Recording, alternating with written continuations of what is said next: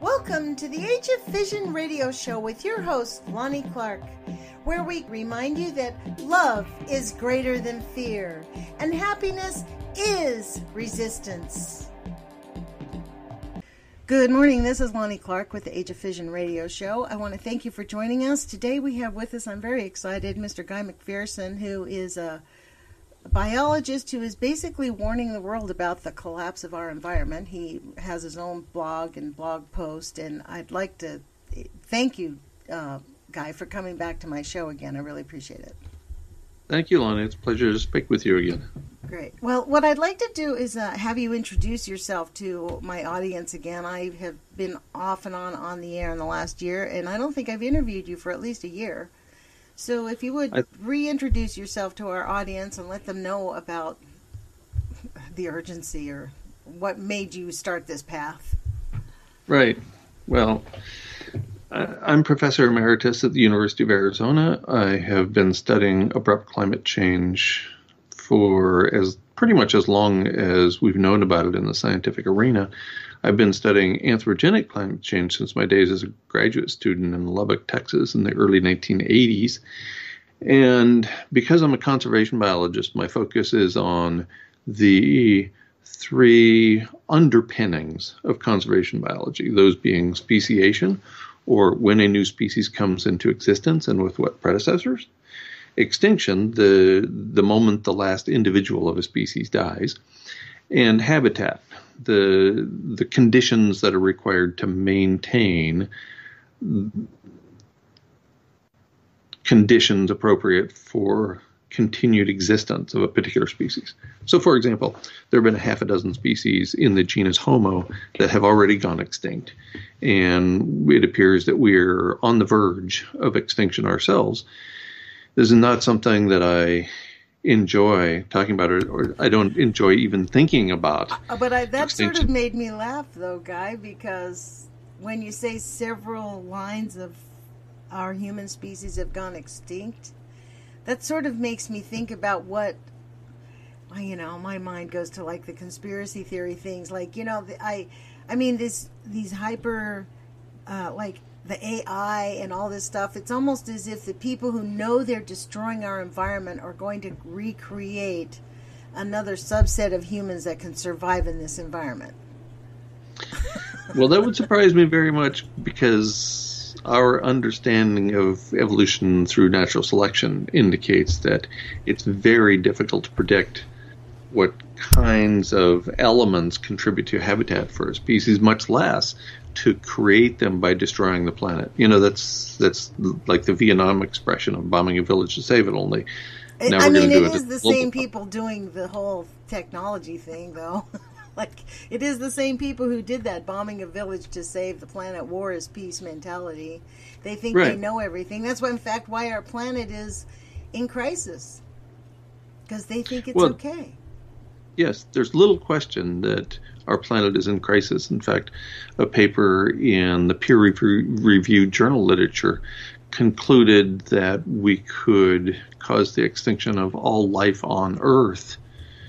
I'll let that set in for a minute. All life on Earth with as little as a 5 or 6 degrees Celsius global average temperature rise. And that's not that much, considering what we have in front of us and the melting permafrost and the clathrate gun being fired from the relatively shallow continental shelves in the Arctic Ocean, and the carbon dioxide already in the atmosphere, and on the list goes. So it's easy for me to imagine that we have, in fact, triggered the self-reinforcing feedback loops sufficient to cause 5 or 6 degrees Celsius global average temperature warning in a very short period of time, and therefore cause the extinction of all life on Earth. What made I'm not you happy speak about out? What made you, like, what, it's pretty obvious that this is happening, like, right? You could have just retired. You were a professor. You found all this out. You could have just retired, gone about your happy life, and just not talked to anybody. And, it's interesting for me because I'm a YouTuber. That's how I got into doing this radio show, right? And I have a tendency to, like, my mind goes everywhere. Like, I'm one of those people that believes I call them non-terrestrials actually share our space, right? I don't think we're the only creatures here. Let's just put it to you that way. And I think we're seeing the hands of some devious forces involved with the human species right now. I mean, it does sound, if I would have told myself I believed this 15 years ago, I'd have thought I would have been lying. But it seems like the only logical answer to what's going on. But for you could have just retired and said nothing, but you are actually I admire you, and that's why I keep asking you to come back, and I think your information is extremely valuable. But in the mainstream media, you're scorned. I was shocked when I looked you up on the internet. Really? When did the scorning start? Well, you're absolutely right. They call and you in retrospect, radical, or what was the word that I read? And I'm like, a conspiracy extremist. That was it. Yeah. I get extremist all the time because I'm pointing out that the situation is extreme. That doesn't make me an extremist. Right. It makes me honest. And you're right. I could have stepped away. I could have stayed at the university and continued my work there, and I'd be more than $1 million richer at this point had I chosen to do that. But I walked away on the basis of principle because I saw the university behaving like every other institution in at least the United States. I'm not very familiar with what goes on in other countries. And what that means is the university was chasing the money, and the money came foremost, and pretty much that's the whole story. That's really it. That's the end all be all. That's what I've discovered about the nuclear industry. Like you can talk to them till you're blue in the face. And it doesn't even matter. Like Columbia Generating Station is losing $500 million a year. They're not going to close it down because they still get money. Okay, the ratepayers are paying the $500 million loss, and the government still gives them contracts worth billions of dollars a year. Right, and the precautionary principle has clearly been thrown out the window. The notion that we should take precautions seriously, that we should assume the worst will happen and then try to avoid it. Nobody talks about that sort of thing. It's just about the money. In any event, so at the age of 49, I walked away from that very privileged position in Tucson, Arizona, and I continued to study climate change because I'm a scholar and I just couldn't help myself. And I still had all of the privileges that I had had when I was on campus. I could still access the library. I still had my library card, and now most journals are online, so that gives me the ability to dig a little deeper than most people are able to. Most people are just able to see an abstract, for example. Right, you can get the whole thing. The story. Exactly. Right. Being in school has access. Exactly. Right. I kept doing research, initially just on the side while I was learning how to grow food and build structures and milk goats and that sort of thing at a homestead in southern rural New Mexico. And ultimately, it became clear to me that we had triggered into motion events that took the carbon dioxide issue up 7 or 8 steps beyond gradual climate change, and that we were causing events that would cause us to lose habitat, that would actually preclude habitat for human beings on Earth in the not-too-distant future. And because I'm a teacher and I feel a certain obligation to tell people what's going on, because I was a public servant pretty much my entire life, I felt like knowing this information, I couldn't keep it to myself. What year was that again? In retrospect, had I to do it over again, I probably would have stayed there at the university. I would have made a lot of money. I realize now the aerosol masking effect, or global dimming, is far more radical than we knew at the time. True. And I would have just stayed there and not destroyed so many of the relationships in my life because I took a different path. So, I left the university in 2009. I left active service at the university. And I was so young that I had to negotiate to get emeritus status. Wow. Typically that requires you to be 50 years or older, and I wasn't quite 50 yet. But I was granted emeritus status, which again allowed me to do everything I had been doing previously at the university except get paid. So I could access the library, for example. Wow. and I could maintain relationships with many of my students that were still on campus for an extended period of time. It was 2012 when I realized that, so just about 3 years after I left active service and moved to a homestead in New Mexico, that I realized we had triggered events that were virtually certain to cause our extinction in the not too distant future. Now, I'd realized that before, but I locked it away because it was too horrific for even my brain to think about or talk about.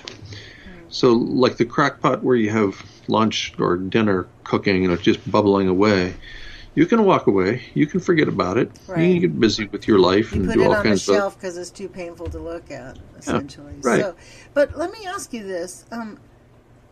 Did Fukushima freak you out? Like, was Fukushima one of the nails in the coffin? No, interestingly not.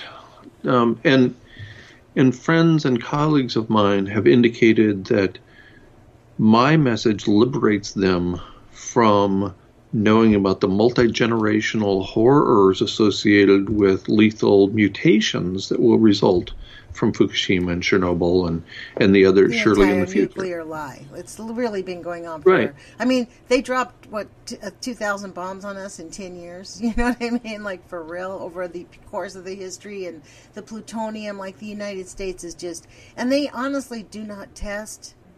Nuclear is really, it's a cuss word, and you know, people who talk about it, I'm like you, like I get scorned for talking about the threats that nuclear contamination has. The co-host on the radio show I founded, Nature Bats Radio on the Progressive Radio Network, my co-host said he knew about Fukushima. He's a sailor, and he knew about the toxic ocean that he had been observing over time as a sailor. So when he started, you know, breakfast showed up every morning on the deck of the ship. It's the enormous fish that landed on the deck during the night. And then 25 years later, there was essentially no fish ever on the deck in the morning. And so he's a smart man. He managed to put one and one together, and he came up with something bad is happening to the ocean.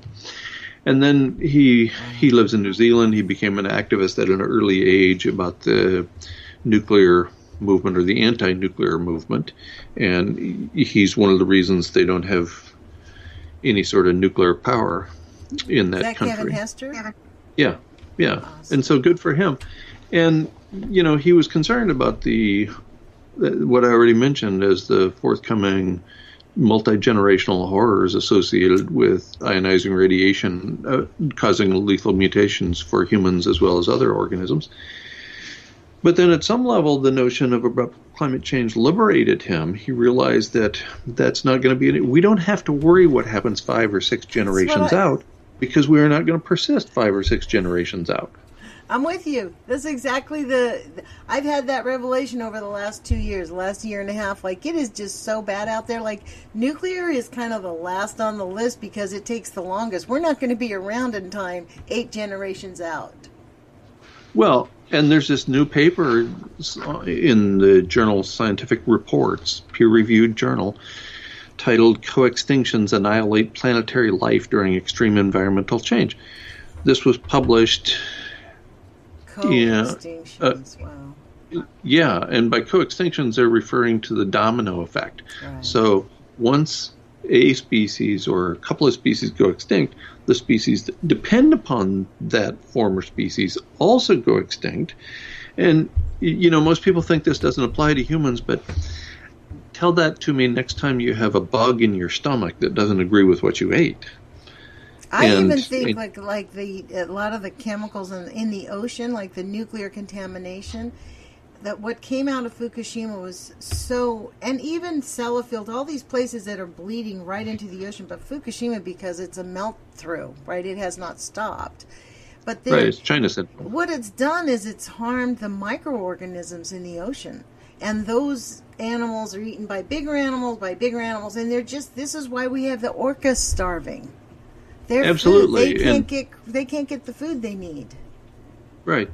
And the plankton are dying off in enormous numbers, and that plankton is the base of the marine food web. And you cannot get rid of the base of the marine food web without also getting rid of everything that is bigger than that scales up, that eats that or eats what eats that. Right. And so we have triggered utter catastrophe that, according to this recent paper in Scientific Reports from November of last year, could cause the annihilation of all life on Earth. We don't even need nuclear power. We don't even need to have a nuclear war. We don't, we don't need to do all these horrible things we were worried about when we were kids hiding under the desk. We don't need to worry about any of that. We have triggered these self-reinforcing feedback loops that will cause a rapid rise in temperature that will cause the extinction not just of our species, but of potentially all life on Earth. This according to the peer-reviewed journal literature, which tends to be very, very conservative. Wow. So, what year was that? When was this published? This was published in November 13th, 2018. Wow. So what is that? Very, very, very recent. Yeah, so this is the latest information. And it's horrible, obviously. And it also reinforces something that I've been saying for years. Now's the time to live. If you get a list, live your list. If you have relationships that are incomplete, now's the time. Because or relationships that are harming you to keep you from living, right. Move on and go live, right? Enjoy and embrace life. In fact, the motto on my show is happiness is resistance and love is greater than fear. Because really, that's all that we really do have. You say that all the time. Love is all there is. And that is actually the reality. It's don't you think it's ironic that it's our generation? Like, we were the love generation in the 60s, right? And here we are. I have to say, though, as in terms of people consider me an activist, and I actually consider myself just a citizen of the world. This is my duty to do this. And I'm sure that's probably what you felt when you stepped out of the university. Like, you have a duty to humanity to warn people. And I kind of decided that, not to be crass, but in the last year, I thought, I feel like I'm just pissing in the wind, right? Like, why am I doing this? But I decided it's better to feel the warm glow of pissing in the wind than the silence of complicity, right? Because silence is complicity, really. If we say nothing and we continue, I am doing I don't know how much. I think that this is my thing. I think humans have we have this incredible ability to manifest. And I think if we all were aware of it, our brains, we would harmonize. The desire to live and thrive would harmonize so that maybe some solutions or something would happen so that we can figure a way out of it. Because even if we just save 1,500 people, we could repopulate the species. I have a desire for our human species to live, right? Of course. And our children are going to live for as long as they live. We can't control the forces behind that. We have a very harsh culture right now. We are at the pinnacle of how harsh it can get. We didn't think it could get worse. I mean, I am comparing Hitler and Trump right now and the whole oligarchic system. And by Trump, I mean the whole oligarchic system that installed him. The whole thing of course. And it's a very cruel state. I view Trump as an outcome. Exactly. A symptom. That's right. Of an entire society gone wrong.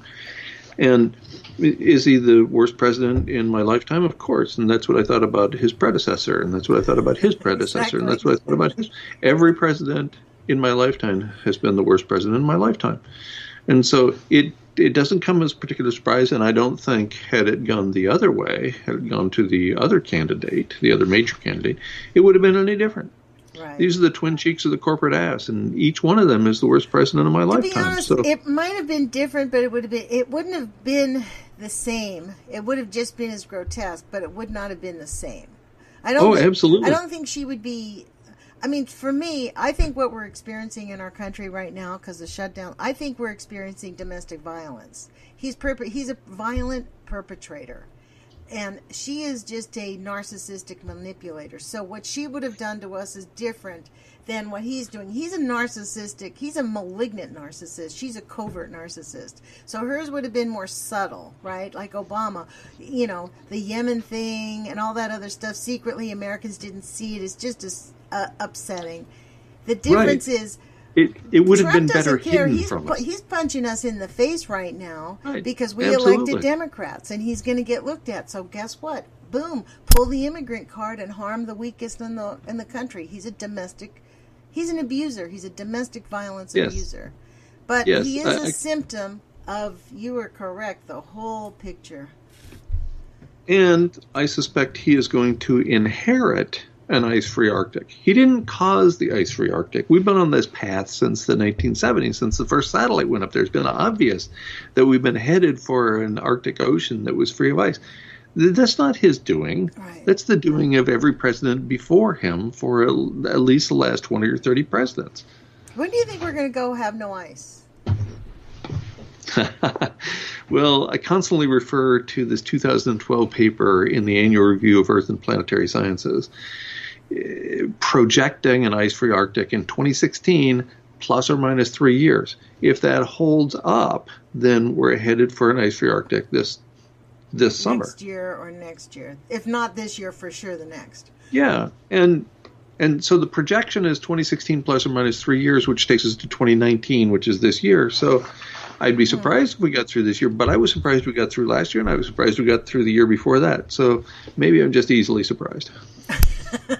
Or maybe somehow, yeah, I mean, but when you look at the grand picture, I mean, being off by even 10 years on that kind of a projection is not even a big mistake, right? So Of course. We're talking about a species that have been here, Homo sapiens, for some 315,000 years. And do we really want to take issue with my work because I missed by a year? Right, exactly. It's really... So on the geological time scale, it's pretty apparent that we're going to be the shortest lived of any of the species in the genus Homo. Even if we last for another 100,000 years, and that ain't happening. Well, will period. you explain that? That's an interesting thought. Explain what you mean by that. So each species in the genus Homo that we know about, which is, you know, as with any significant topic in the scientific literature, there's some debate about how many species there were. So I generally talk about the 6 best known of our predecessors. And the best known of those is the Neanderthals. That was Homo neanderthalensis, which we cohabitated the planet with. We were here the same time as Neanderthals. Right. And they lasted about 400,000 years. And Wow. they were almost certainly driven to extinction in part because of Homo sapiens. Wow. Because we have a slightly bigger brain and we were more cunning and apparently better at building weapons. So we helped drive Neanderthalensis to extinction. Before that, there were another at least 5 species in the genus Homo, and they all arose starting some couple million years ago, and then they all went extinct. And they all went extinct in a million years roughly, or less, with the shortest lived one being about 400,000 years. And so it appears that we're on track to be the shortest lived in the genus Homo. Really? Maybe that's, we're number 1, right? And I think that this plays in perfectly with Fermi's paradox from Enrico Fermi in 1950, indicating that we don't see other species, other intelligent species here on Earth from other planets, because by the time their civilization becomes significantly advanced to allow for interstellar travel, they kill themselves. Wow. And it looks like we're headed down that same path, that we have created the ability to split the atom, for example, which, as you indicated, is almost certainly an extinction level event in and of itself. And we have managed to heat the planet at a faster rate than mammals or vertebrates can keep up. Well, we're vertebrate mammals, so that's a problem all by itself. Right. The projections based on the World Wildlife Fund's 2 reports from 2014 and 2016 indicate that if we just use a linear approach, here's 2014 and here's 2016 in terms of the number of wildlife, that we're headed for 0 in 2026. I mean, there's a website, it's an end of times website, some Christian lady keeps it up. It's called it's called Mass Animal Deaths, and you just put in mass animal deaths, Google that, mass animal death 2018.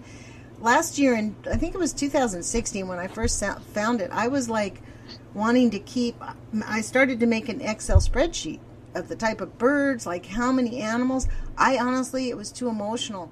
Over 1 million birds a month are being killed.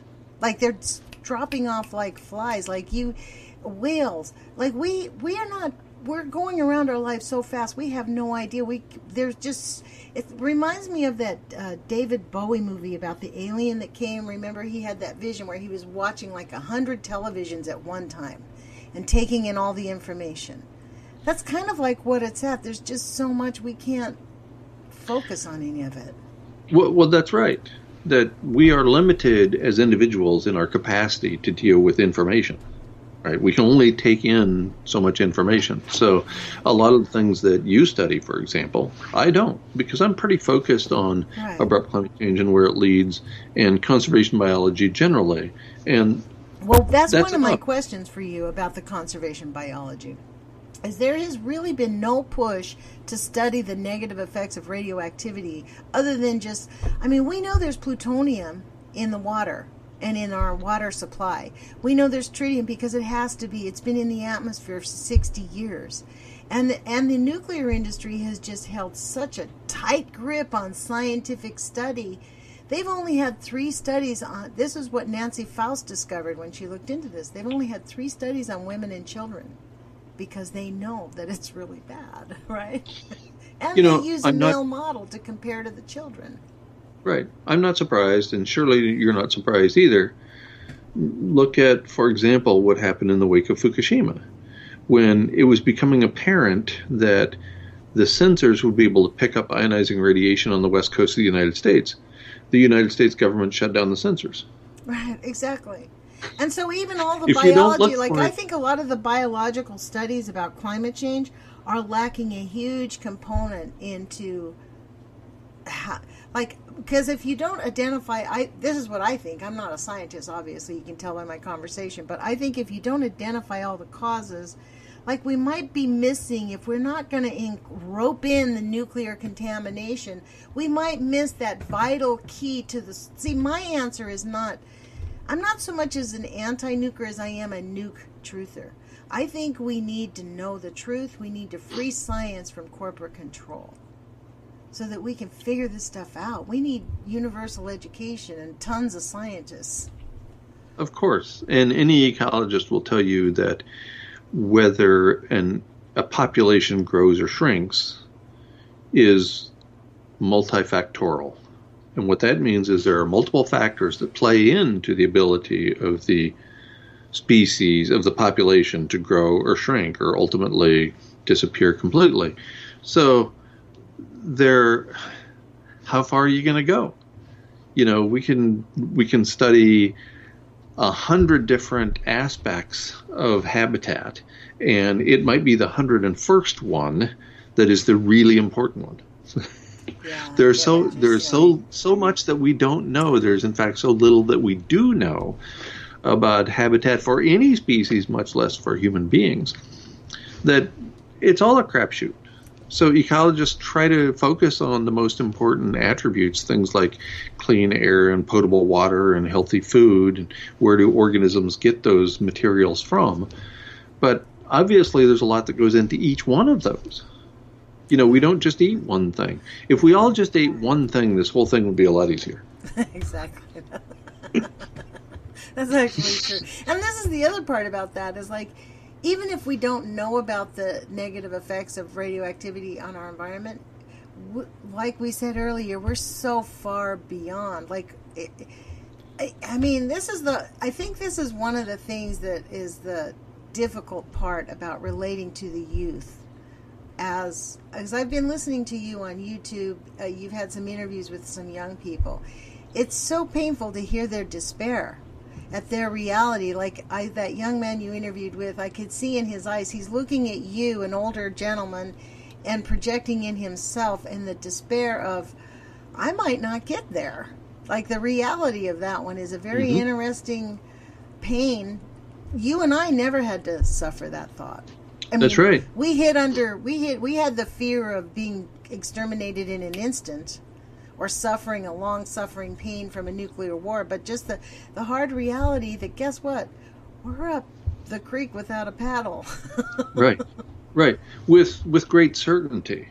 There was no great certainty with the Cold War nuclear threat from the Soviet Union. In fact, when I was a kid, I thought it was just a joke. Maybe that was just me and the culture I grew up in.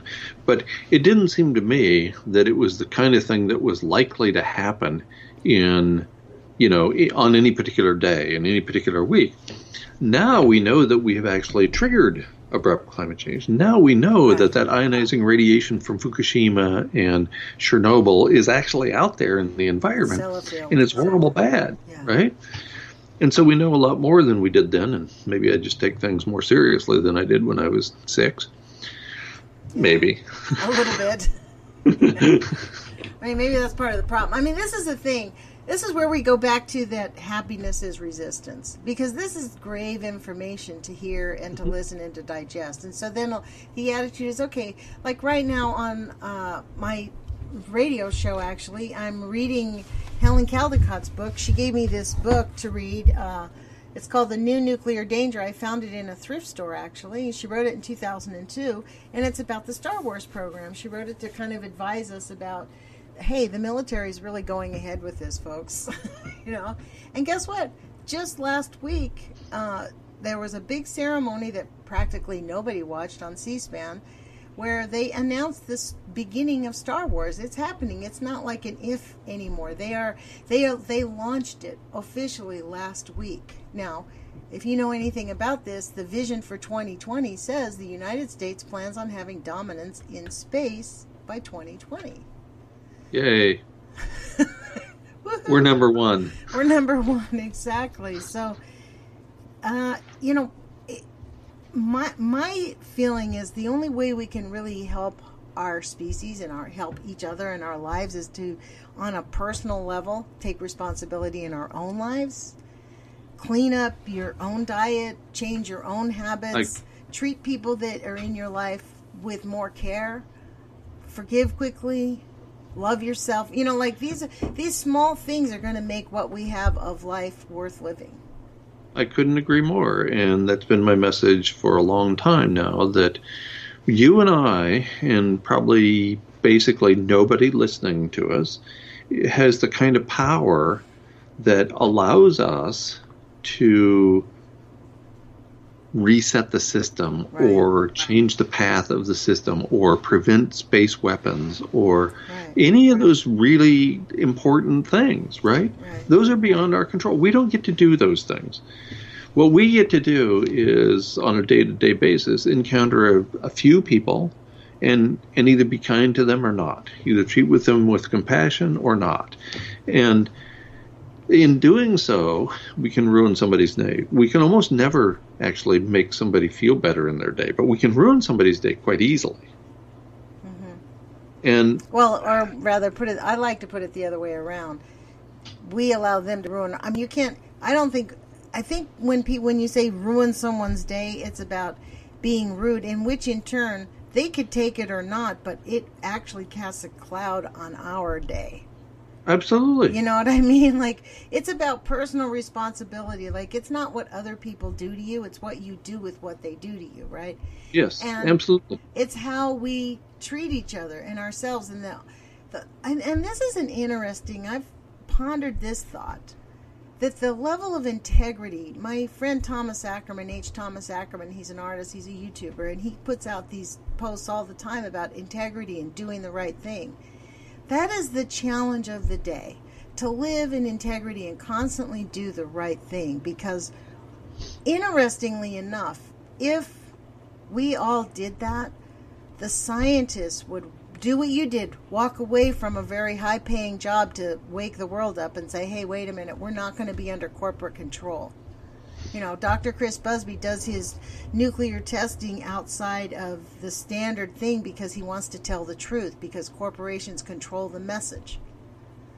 So it is important for us to do the right thing and to live a higher level of integrity. And with love, I think it's very important to focus on the love factor. I think that's what we have.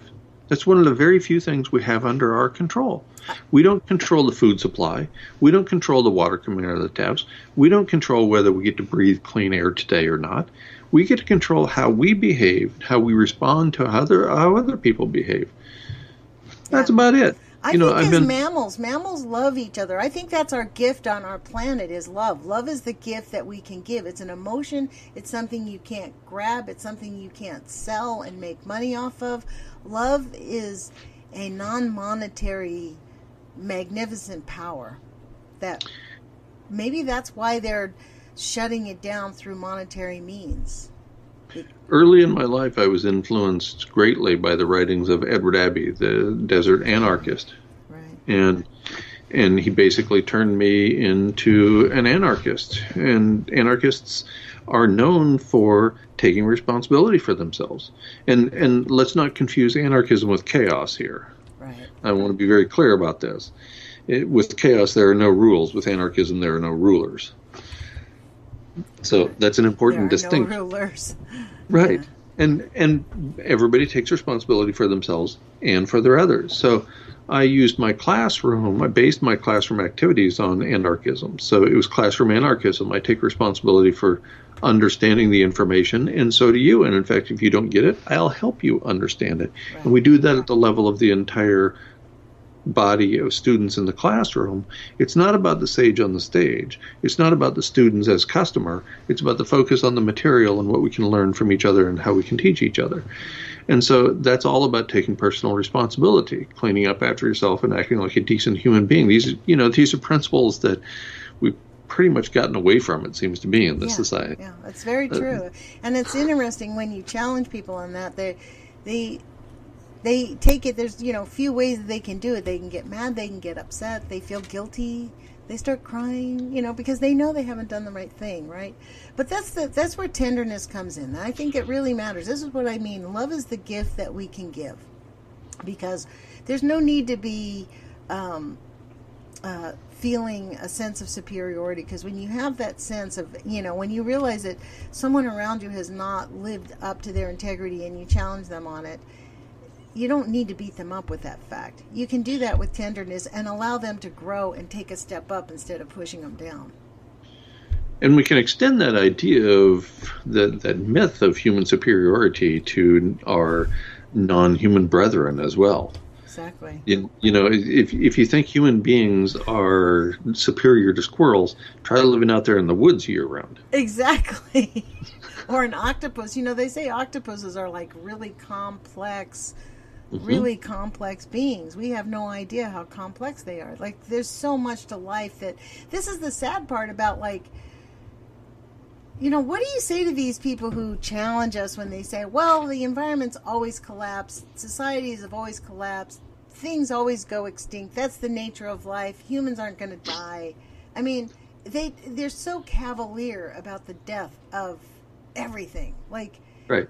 Our skies are not blue anymore. Our water is not potable. I mean, big, huge swaths of the planet are masses of human suffering. We have fouled the air. We have spoiled the air. We have destroyed the soil and washed it into the ocean. And you're telling me we're going to get away with that forever? Right. Exactly. It doesn't make any sense. Exactly. It just takes a little bit of common sense, which I recognize as an uncommon attribute, to realize that you cannot poop in your own nest indefinitely without getting some of that poop on your own feathers. Right. And that's where we're at. We are destroying habitat for other species on the planet, with the exception of us and cockroaches, and maybe a handful of others. And you think that's not going to catch up to you? Of course it is. Of course it is. Of course it is. But the question is, how do we... So this is partly why it took me a long time to get back on the radio, to be honest, was, okay, so we know all of this is happening, but what do we do with it? It's, instead, I don't want to have this radio show be your weekly fear show. I don't want it to be fear porn, right? Because I actually don't live my life afraid. I very much embrace my life, and even though I'm 63, I have this fantasy idea that I'm going to live for another 50 years. Right? Every day feels like eternity, so we can't fathom what it's going to mean at the end of your life, right? So right. The question is, with all this information, have you come to the conclusion that it's worth warning people on a constant basis? And, do you think it matters that it's going to spread a general concept? Well, my job has been largely removed from my hands at this point. I have been largely removed from public service as a result of what I believe was a deep state operation. And so I've been so denigrated that I'm essentially unable to tour anymore and spread the message. And that's okay. Oh, man, I missed out on a whole bunch of what happened to you, so we'll have to have another show on that. I had no idea. And basically that's okay, because now I read every day a paper, a book, an article about how humans are going to be extinct in the very near future. There was one today that I came across. I believe it was in Counterpunch, and it made a joke of the whole thing. And I recently saw a sign that said "Human extinction while we still can." like, well, it's still under our control. Right. And so I think my message, for which I was uniformly disparaged for 5 or 6 years, has creeped into the public consciousness now, and it's not any particular surprise that we're on the verge of running out of habitat for our own species. So at this point, I'm sort of indifferent about continuing or not, because I've put all the evidence out there. I've made predictions about the collapse of civilization as a result of any number of factors. Loss of sea ice in the Arctic Ocean, the collapse of industrial civilization because of financial or other matters, which triggers the inability to grow grains at scale, that kicks in the aerosol masking effect or global dimming. And so there's all these different factors that could lead into or could by themselves contribute to human extinction. And it only takes one. It only takes one bullet to take out us. And it looks like we have a Gatling gun pointed at our own heads. So at this point, whether I continue or not is sort of immaterial. I think anybody who's interested can find the information and can live accordingly. Mm-hmm. Does that mean they will? That's not up to me. Right. It's not up to me how you live. I have done the best I have been able to model how a person might live with integrity, with honesty, with presenting factual, evidence-based information. And if that's not good enough, well, fine. Fine. Exactly. I'm done. That's kind of, I get you. That's kind of like where I came to. I mean, that's what I said earlier. To me, it's worth it to continue to at least bring the information to the public. I mean, to be honest, I'm not some big YouTuber. I have 400 subscribers. I'm on a little tiny, I don't have this. I had this dream 5 years ago when I first started out that we could be out in public and really raise awareness, and I had this vision of like 1 million people in the street, like when Helen Caldecott brought 1 million people to the street and we stopped I actually thought in those days that they had stopped the nuclear industry. Like all these many years I had not paid attention until, in fact, well after Fukushima, because I believed President Obama. I bought the ticket, hook, line, and sinker, man. And now, 5 years later, it's 8 years now. We're going on 8 years. It's outrageous that we are now having the Olympics. Like, it's incomprehensible, the level of, I guess, intentional ignorance that people want to perpetrate upon themselves. And to me, again, it goes back to self-love and domestic abuse, because I think this is the nuclear industry, the chemical industry, it's all domestic abuse. It's violence against the weak. Right, and I agree with that. I think that most of the ignorance remaining out there is willful. We either choose it or we don't. But, anybody who has access to a computer can find out everything that I know in a very short period of time. It's not that hard to find information anymore. That wasn't the case 20 years ago. Now it is. Yeah. I mean, it's very interesting that we have all this information that we can find out. But it's kind of like, okay, you find out the information, then what do you do with it? Like, okay, now what? Like you said, you got stopped by the deep state, right? So this is my thing. Like, it's really important. I mean, even me, to be honest, there's people out there that make horrible videos of me on YouTube. Like, say ugly things about me and say that I'm trying to suck money out of people and I'm a Fukushima fear porn mongerer because I challenge, the status quo, like the lies that don't worry. There's no real... nuclear is the best thing we have. It's going to save the planet. That's their new push, right? Okay, so I just decided I was not going to pay attention to that. It's intentional. Again, it's that intentional decision that I'm going to live at a higher plane.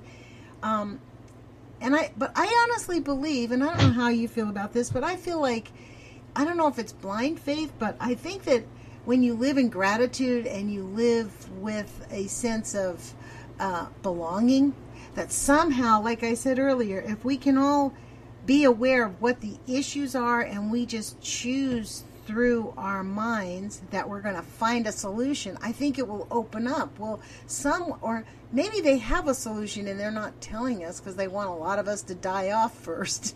That's kind of what I'm thinking. That's my best case scenario. How's that for a best case? Your best case scenario is 90% of the people die. That sounds awesome, Lonnie. I'm glad we put you in charge of this whole human condition thing. The downside to reducing the human population to a low level like that is that doesn't leave anybody to take care of the nuclear power plants. Exactly. Well, they don't need us if they have machines, though, right? That's what I'm thinking. They aren't going to take care of themselves, and the machines are not going to do it for us. Not only that, Fukushima tells us that. When the temperatures rise, when the Arctic goes bad and the Antarctic goes bad, and we don't have ice down there, every nuclear power plant is by water on the oceans. Most of them are right around. Right. We are going to have a seriously bad thing that lasts for 700,000 years. Yeah. That's it. It gets down to that. Like, okay, the climate's changing, things are moving, we're going to have all this stuff happening. But when that does happen, we're going to have another catastrophic. It's kind of like the Columbia Generating Station here in Hanford. I don't know if you're aware of that, but it is a potential. The Columbia Generating Station being so very close to Hanford, I call it the proximity factor, because when we have an earthquake here, we are going to have a 700,000-year fire from Hanford. Because nobody will get in there to churn those tanks, and they will blow up within 72 hours. Of course. So the prognosis, like Helen Caldecott said, the patient's in the emergency room, and it's critical. Right. And the power went out, and the doctor is 2 helicopter flights away. We're in Venezuelan hospitals right now at the height of their crisis. And that actually takes me to what I think is an important point. We're in hospice. Collectively, the human species is in hospice at this point. And how do you act when you're in hospice? I don't see a lot of people when they're in hospice, and I don't read a lot of people about a lot of people when they're in hospice grubbing for a little more, wanting to get one more hat or one more pair of shoes. No, I see people acting with integrity. I see people acting as if they are concerned about the people around them. I see people acting with generosity and with gratitude. So let's use that model. I've been promoting this idea for 5.5 years now. I'm thinking at some point it's going to catch on. I think it does catch on. I think it actually does catch on. I think it is catching on. I think people are beginning to treat each other with kindness, and I think that's why we have the opposite showing itself. You know what I mean? Because there's the pushback, because there's so many people turning away from the status quo that they just, again, but then again, this is my thing. Love is greater than fear. They're acting out of fear, and if we act out of love, it will calm them down. We do not need to lower ourselves to that level of fear. So, well, wow, Guy, this has been a very interesting interview. I hope we can do this again soon, maybe in a month or so. I'd love to have you come back, because this is a conversation that we could explore, because understanding the facts about climate change, about all these chemical and nuclear contamination that we have going on and the effects of it, just because we discuss it does not mean we can't still live in love. We can't really enjoy life. Absolutely. There's no need to live in crisis.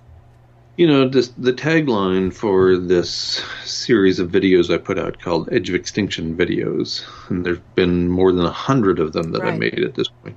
And the tagline at the end of every one of them is, at the edge of extinction, only love remains. That's right. And we are at the edge. We are looking into the abyss. We're at the precipice here of extinction. And what remains? That's what remains for me. I think that's what remains for you. And to pursue another path, to pursue anger or retribution or violence, as we see so many people doing, to me doesn't make any sense. Is that how you want to go out? Is that how you want to be? Is that the legacy you want to leave behind? Exactly. I think most people wouldn't want that to be their legacy. Exactly. Why don't you tell our listeners how to get to your website and talk to them about that radio show you have with Kevin Hester also? GuyMcPherson.com is where all the information is, and you can find out about the radio show there, and you can find my contact information there, my email address. So GuyMcPherson.com, and I bet even if you spell it wrong, the online search engine will probably take you there. Isn't your radio show called Nature Bats Last? Yes, it is. Yeah. And so's the blog. GuyMcPherson.com takes you to a website called Nature Bats Last. And the tagline is, under Nature Bats Last, it says, our days are numbered. Passionately pursue a life of excellence. The radio show, which is consistent with my blog, is also called Nature Bats Last on the Progressive Radio Network. So if you go to prn.fm, that's the Progressive Radio Network, prn.fm. And that's Gary Knoll's network that he founded and operates, and there must be 80 or 100 shows on there around the clock, around the week. And my show with Kevin Hester is on the first Tuesday of each month at 3 p.m. Eastern Time. And again, all that information is at the blog, at Nature Bats Last, the blog, GuyMcPherson.com. That's awesome. Thank you so much, Guy, for your time, and thank you for your patience with my technology setup here. So I really appreciate it. I'm a born again Luddite myself, so I got no problem, honey. Okay, well, will you take care of yourself? You guys put your courage feet on, and we'll talk to you soon. Thank you. Thank you. Bye-bye. Bye-bye. 8 minutes may not be enough time to put everything right in this world, but it is enough time to get things started. Hey y'all, it's Dave here from Operation Save the Earth, and this is the Fuku Friday Happy Hour Hangout for January 25th, 2019. I don't know if you noticed it or not this week, but there's a lot of anxiety in the air, uncertainty about what the future holds. Government shutdowns and coup attempts and preparations for global thermonuclear war are the primary sources for this anxiety. Oh, and they moved the doomsday clock a tick closer to zero, as if we didn't know things were bad enough. Now, it's easy to feel helpless in this kind of situation, but what do you get when you do that? By giving that feeling power, you diminish your own. And believe me, Fuku Fighters, we've not yet unleashed your full potential yet. The trick is knowing what to fight for rather than looking for what to fight against. You'll notice that through the years, Operation Save the Earth has stayed on target about one thing this whole time: ending the nuclear nightmare once and for all with knowledge and understanding. The reason being that our species and life itself have become jeopardized by our belief in a technology that we have only a tenuous control of. One that is controlled by morally bankrupt individuals who put profits over people every day rather than work towards the greater good. Atoms for peace was the slogan they adopted in the whiz-bang 50s when nukes took the field and began globally decimating our genetic structure that we've worked so hard to maintain for over a millennia. Their culture of safety, nothing more than an illusion, utilizing workers, soldiers, and ordinary citizens as human lab rats to see how much we can absorb before cancer or heart disease or leukemia takes over.